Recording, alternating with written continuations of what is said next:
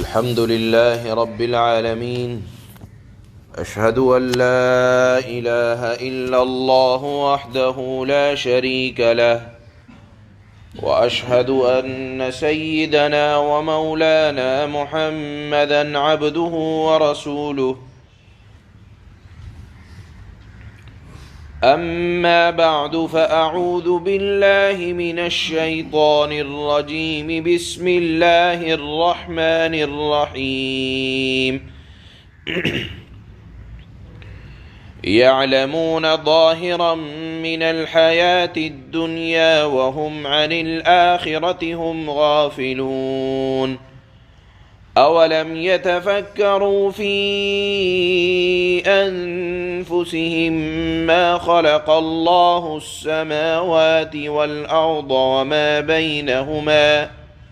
وما بينهما إلا بالحق وأجل مسمى، وإن كثيرا من الناس بلقاء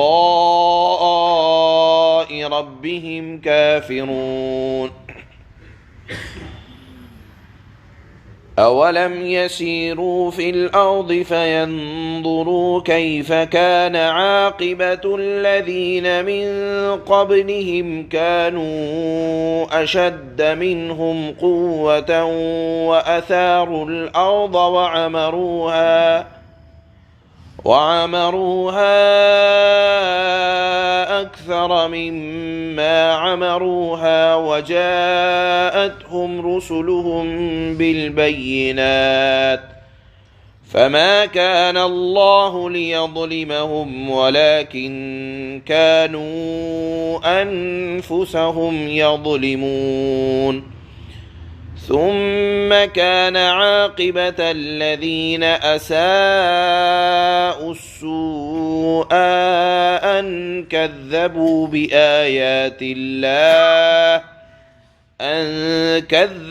بآيات الله وكانوا بها يستهزئون. صدق الله مولانا العلي العظيم. گزشتہ آیات میں اللہ نے یہ ارشاد فرمایا تھا کہ فتح اور نصرت یہ سب اللہ کے قبضے میں ہیں، اور جس طرح آپ حضرات کو بتایا گیا تھا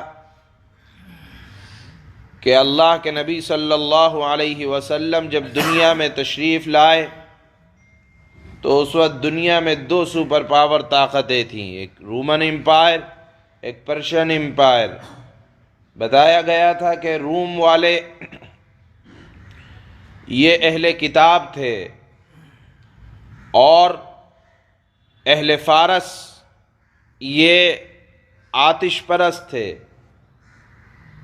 اہل کتاب ہونے کی وجہ سے اہل روم سے اہل اسلام کو ایک گونہ محبت تھی کہ اللہ نے ان کے پاس بھی پیغمبر بھیجے، کتابیں دیں، اور اہل مکہ کو اہل فارس کے ساتھ ایک درجہ اس وجہ سے تعلق تھا کہ اہل مکہ بھی شرک کی نحوست میں مبتلا تھے اور اہل فارس بھی۔ تو شروعات میں اہل فارس کا غلبہ رہا کرتا تھا اہل روم پر، اہل کتاب پر۔ تو مسلمانوں کو طعنہ دیا کرتے تھے یہ لوگ کہ دیکھو سارے اہل کتاب اگر غالب ہوتے تو ہم بھی اہل کتاب بن جاتے، دیکھو وہ مغلوب ہو رہے ہیں، مار کھا رہے ہیں، پٹ رہے ہیں۔ اللہ نے وعدہ کیا، مسلمانوں کو ایک گناہ تکلیف ہوتی تھی کہ اہل کتاب ہیں میں مدد نہیں آ رہی۔ اللہ نے وعدہ کیا سورہ روم کے شروع میں کہ عن قریب 3 سے 9 سال کے اندر تم دیکھ لو گے کہ اہل روم کا غلبہ ہو جائے گا، اہل کتاب کا غلبہ ہو جائے گا اہل فارس پر، بت قدوں پر، بت پرستوں پر۔ اور اسی طرح اللہ مسلمانوں کو بھی، یعنی مکہ کے مسلمانوں کو بھی اللہ کامیابی عطا کریں گے۔ یہ دو وعدے ایسے تھے اس زمانے میں کہ ادھر تو مسلمان کمزور، ادھر اہل روم کمزور. لوگ مذاق بنایا کرتے تھے، لیکن دیکھ لیا چند ہی سالوں کے اندر ادھر اہل روم کا غلبہ ہوا اہل فارس پر، اور ادھر مسلمان بدر کے میدان میں اہل مکہ پر غالب آئے. تو آیات میں بتلایا گیا کہ شکست، ہار اور جیت یہ اللہ کے قبضے میں ہے. اور ایک اور بات بتلائی گئی کہ کب کس کو فتح ملے گی، کب کون ہارے گا، یہ اللہ کی مصلحتوں میں سے ایک مصلحت ہوا کرتی ہے کہ کب کس کی مدد کرنی ہے، کب کون مغلوب ہوگا، یہ اللہ کی مصلحت ہے. کب کس کو ہرایا جائے، کب کس کو جتایا جائے. لہذا لوگ دنیا ظاہری مادیت کو دیکھ کر لوگ یہ کہنے لگے کہ فلانے لوگ اچھے ہیں، فلانے لوگ برے ہیں. یہ بات درست نہیں ہے. آج کی آیات میں اللہ رب العزت والجلال ارشاد فرماتے ہیں یہ اہل باطل ظاہری دنیا کو دیکھ کر یہ کہتے ہیں کہ سب کچھ یہی ہے. گویا کہ مال کو کمانے کے علم کو کہتے ہیں کہ علم یہ ہے، کھانے پینے کے علم کو کہتے ہیں کہ علم یہی ہے. اللہ فرماتے ہیں مادیت کو دیکھ کر یہ لوگ یہ سمجھتے ہیں کل کائنات یہی ہے. وَهُمْ عَنِ الْآخِرَةِ هُمْ غَافِلُونَ. اللہ فرماتے ہیں کہ باطل پرست آخرت سے بالکل بے خبر ہیں. پھر آگے فرمایا اللہ نے اولم یتفکروا فی انفسہم، کیا وہ لوگ اپنے آپ میں غور نہیں کرتے، یا جہاں رہ رہے ہیں وہاں نہیں دیکھتے کہ آج ہم رہ رہے ہیں کل یہاں کوئی اور تھا، آج جس جگہ ہم ہیں کل کوئی اور ہوگا. اللہ کا یہ نظام چلا آ رہا ہے.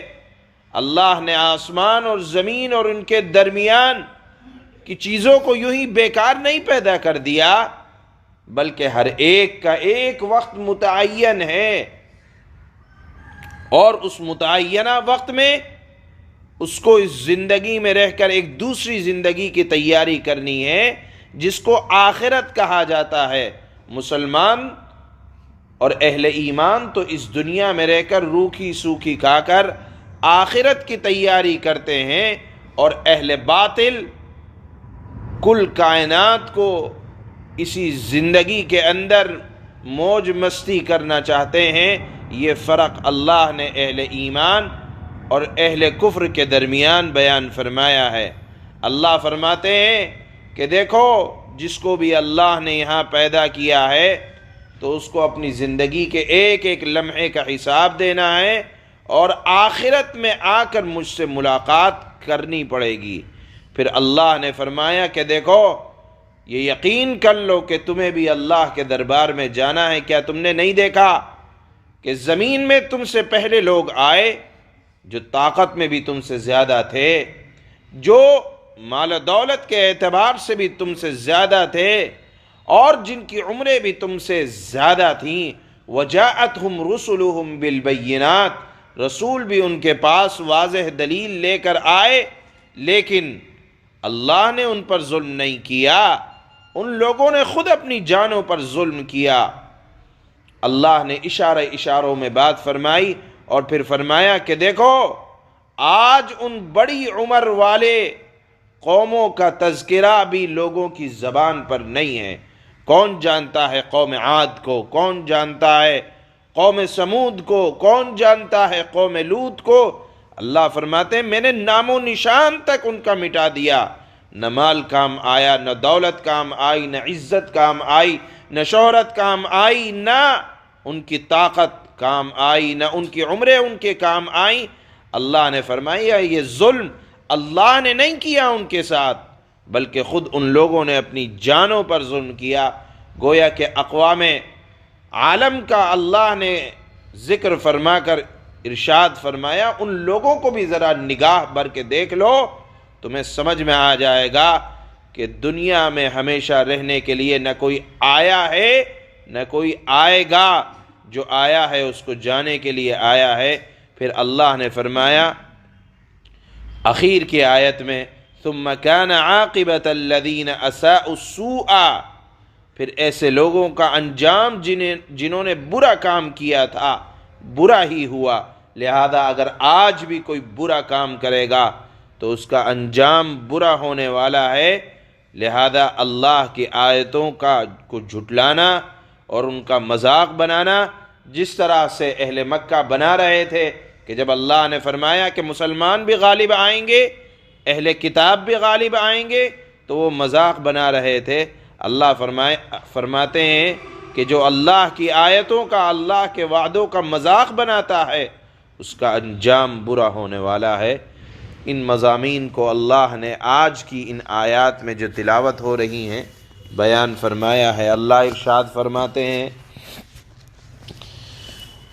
يَعْلَمُونَ ظَاهِرًا مِّنَ الْحَيَاةِ الدُّنْيَا وَهُمْ عَنِ الْآخِرَةِ هُمْ غَافِلُونَ۔ یہ اہل دنیا دنیاوی زندگی کے، یا اہل باطل دنیاوی زندگی کے صرف ظاہری رخ کو جانتے ہیں، یہ نہیں سمجھتے کہ اس دنیاوی زندگی کے پیچھے ایک اخروی زندگی آنے والی ہے۔ چنانچہ اللہ فرماتے ہیں آخرت کے بارے میں ان کا حال یہ ہے کہ وہ اس سے بالکل غافل ہیں۔ گویا کہ اہل اسلام اور اہل مسلمانوں کو، اہل ایمان کو آخرت سے غفلت نہ برتنی چاہیے۔ اولم يتفکروا فی انفسهم ما خلق اللہ السماوات والارض وما بينهما إلا بالحق وأجل مسمى وإن كثيرا من الناس بلقاء ربهم لكافرون۔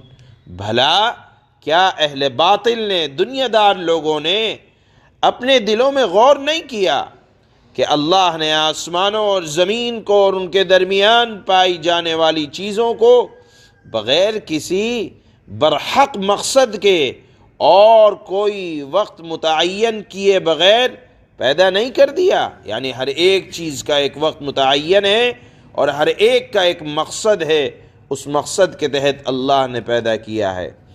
اور بہت سے لوگ ہیں کہ اپنے پروردگار سے جا ملنے کے منکر ہیں۔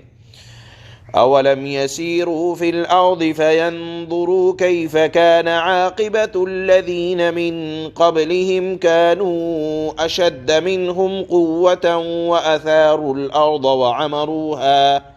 وعمروها اكثر مما عمروها وجاءتهم رسلهم بالبينات فما كان الله ليظلمهم ولكن كانوا أنفسهم يظلمون۔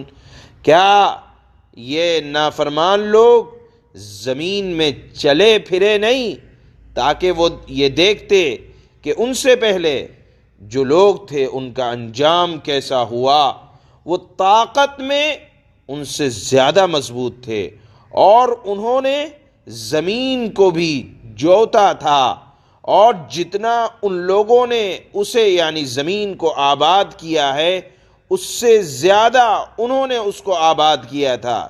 یعنی آج کے لوگوں سے زیادہ پہلے کے لوگوں نے اس زمین پر، اس مادیت پر محنت کی، اور ان کے پاس ان کے پیغمبر کھلے کھلے دلائل، یعنی گزشتہ اقوام کے پاس ان کے پیغمبر کھلے کھلے دلائل لے کر آئے تھے۔